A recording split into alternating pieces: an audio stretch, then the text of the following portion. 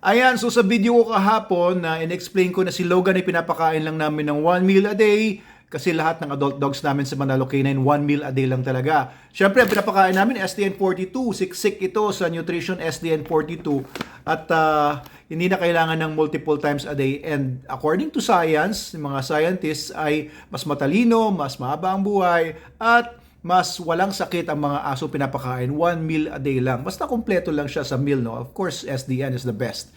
And sabi ni Sir Lawrence Kagati naman, sabi niya kagaya din ng, ganyan din yung aso ko, Doc, 9 years old na din. Medyo mabagal na talaga kumain. O pinakain ko kasi si Logan kahapon, pinakain namin ni Jepoy, tapos suwabe lang siya kumain. Ever since naman, ganoon naman si Logan, hindi siya kasing bilis nila Bjorn at Lagerton na parang gigil na gigil. Oo, pero gusto kong pag-usapan yung tungkol sa age, no, sa aso. Kasi marami yung mga na-encounter ng mga tanong tungkol sa age ng aso. Paano ba ito nare-relate sa age ng tao, yung human years. May mga nakikita ko chart or may nagsasabi ng mga information na 1 year daw ng aso equals to 7 years ng tao. Ayun, so meron silang mga ganyan-ganyan mga sinispread na mga information which I think is inaccurate and it doesn't reflect the truth. Ito po kasi, no, may mga milestones tayo na consider sa growth and development ng humans. And pwede natin tignan yon sa milestones naman sa mga dogs. Yung mga tao, masasabi mo ng sexually nag-mature na siya kapag yung babaeng tao ay nag-menstruate na, di ba? Tapos masasabi mo na rin na abot na nila yung maximum physical growth nila at mga age 18, 20, 21, mga ganyang age. And tingnan nyo sa mga dogs, no, as early as mga 6-7 months, nag-hit na ang ilang mga bitches or mga female dogs.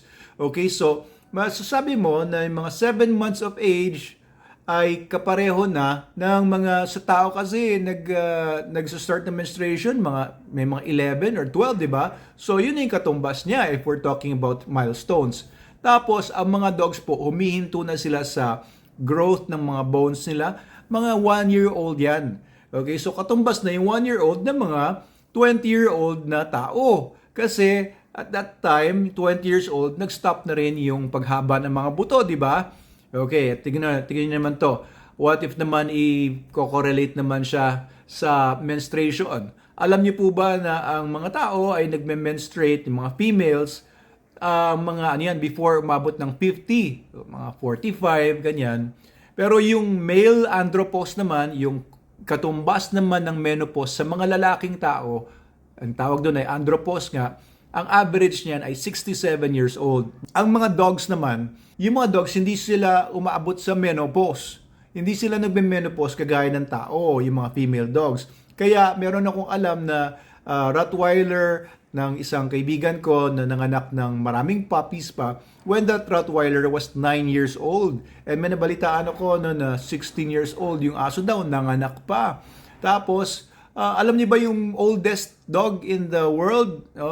Alam niyo ba ang pangalan niya? Si Bobby. 31 years old yon. No? So, hindi ko alam kung nag-heat pa siya or hindi. Pero, nagkakaroon na ng iba, syempre, mga complications. Pag tumatanda na yung aso, of course, mahina na yung pangangatawan, bumabagal na minsan, matagal bago mag-heat. And kung mag-heat pa at pabubuntisin pa, mahirapan na yung katawan kasi hindi na ganun ka-flexible yung pelvis, hindi na ganun ka-dami yung tuta na mapoproduce kasi talagang iba na. O kumbaga hindi na siya ganun ka fertile na may good mothering ability pa. Tapos yung mga dogs na later on in life pa pinabuntis ay nahirapan na rin maglabas ng gata sa kanilang mga mammary glands. So maraming complications. Pero pagdating sa age, no, kung titingnan natin yung oldest persons na nabuhay, nasa mga 120, di ba? Ang oldest dog naman is 31. So ang katumbas ng 31 is mga 120 lang sa tao. Di ba? 31 years old na aso, 120 years old naman na tao. So kung 120, tapos aso naman 31, nasa mga times 4, di ba? So lumalabas, isang taon ng aso is equal to 4 years sa tao. Is that a better computation? O yung 4 years, pagdating ng 1 year, 1 year ng aso ay 4 years ng tao, and yun pa lang yung time na masasabi siya na full grown na siya. 20 yun sa tao. So it doesn't follow. Walang ganun. Wala po tayong magagawang division. 'Di ba? Yung 1 year katumbas ng ganyan sa tao. Huwag niyo na po isipin yon. Basta pag aso, 1 year old adult siya, 31 years old yung pinakamatanda, hindi sila nagme-menopause. Pero sa amin naman po sa Manalo Canine, if working dogs are concerned, no, pinapagtrabaho lang po natin ang mga dogs, mga working dogs, up to mga 7 or 8 years kasi nga bumabagal na rin sila. Parang mga senior citizen na rin sila pagdating ng mga 8 years pataas. Pero iba-iba rin po, ano? Depende rin sa breed, depende rin sa pag-aalaga. Like si Logan, he's already 9.5 years old, pero kita niyo naman ganong ka-active yung aso. Takbo pa ng takbo. Hindi naman siya ever since na kagaya ng ibang mga Belgian Malinois na parang mga super hyperactive. He was never like that. Pero hanggang ngayon, na-maintain pa rin naman niya yung activity level niya. So, iba-iba rin po talaga.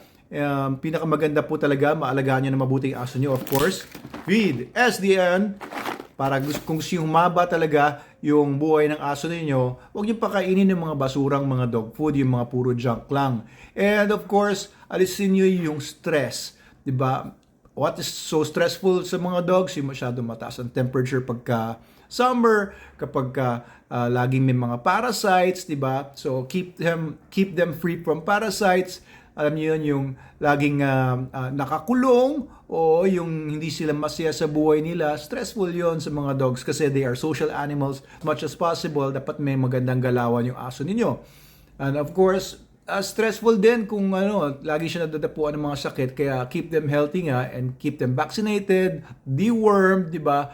Iwas yun sa mga heartworms, sa mga iba-ibang mga parasites. Ayun po. So, when it comes to dog age, wala po masasabing multiplying factor. Just look at the milestones.